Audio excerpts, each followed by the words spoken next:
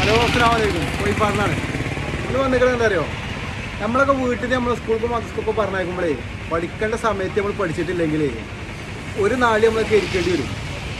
അതെന്താ അറിയോ, നമ്മളെ ഒപ്പമുള്ള തിരക്കാർ അല്ലെങ്കിൽ നമ്മളെ മുകളിലുള്ള ആൾക്കാരൊക്കെ നല്ല നല്ല ജോലിയിലും നല്ല നല്ല സ്ഥാനത്തൊക്കെ ആകുമ്പോൾ നമ്മളിപ്പോഴും അങ്ങാടി കൂടി കൊലകൾ കുത്തിരിക്കുമ്പോൾ നമുക്ക് അങ്ങനെ മനസ്സിൽ സങ്കടം വരും. അപ്പോൾ ഇയാൾ പഠിച്ച സമയത്ത് പഠിച്ചില്ല, മണലൊരുങ്ങാണ്ടും അങ്ങോട്ടും ഇങ്ങോട്ടും കൈകാണ്ടൊക്കെ നടന്നു.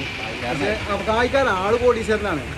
പക്ഷെ എന്താ അറിയോ, ഇപ്പൊ ആള് വലിയ നിലയിലാണ്, സ്വന്തമായിട്ട് ഒരു വാഹനം ഉണ്ട്, വലിയ മനസ്സിന് സമാധാനം ഉണ്ട്, എല്ലാ കാര്യത്തിലാണ്. വലിയ ജോലി ഒന്നല്ല, നമ്മളില്ല പണിയിൽ നമ്മൾ തൃപ്തനായി കണ്ടി നമ്മൾ പണിയെടുക്കുക. പക്ഷെ എന്താ അറിയോ, പഠിക്കേണ്ട സമയത്ത് നമ്മൾ പഠിക്കുക. ഇതൊരു കുട്ടിയാക്കിയുള്ളൊരു വീഡിയോ ആണ്.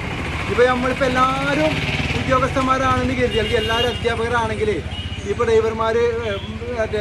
ഡ്രൈവർമാർക്ക് ആൾ വേണ്ടേ, ഡ്രൈവർമാർ വേണ്ടേ, എല്ലാവരും പഠിച്ച് കളക്ടർമാരായ ബസ്സിൽ പണിക്കാർ വേണ്ടേ, ഇപ്പോൾ ഞാനിപ്പോൾ ചായക്ക് ആൾക്കാർ വേണ്ടേ, ചായ ഉണ്ടാക്കി കൊടുക്കാൻ ആൾക്കാർ വേണ്ടേ.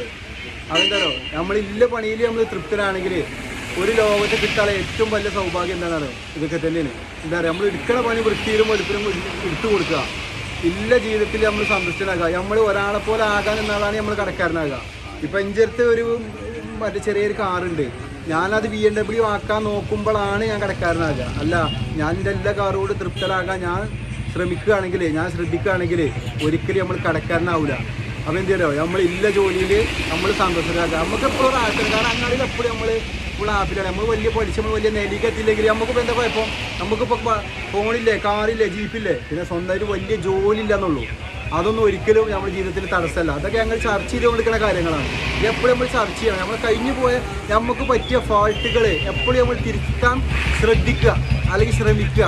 അത് ചിലപ്പോൾ നമുക്ക് പഠനത്തോടുകൂടി പറ്റില്ല. പക്ഷേ നമ്മൾ ചിലപ്പോൾ 50,000 ശമ്പളം കിട്ടും, 1 ലക്ഷം ദിവസം മാസം നമ്മൾ കൊണ്ട് പണിക്ക് നമുക്ക് പറ്റുന്നുണ്ടാവും.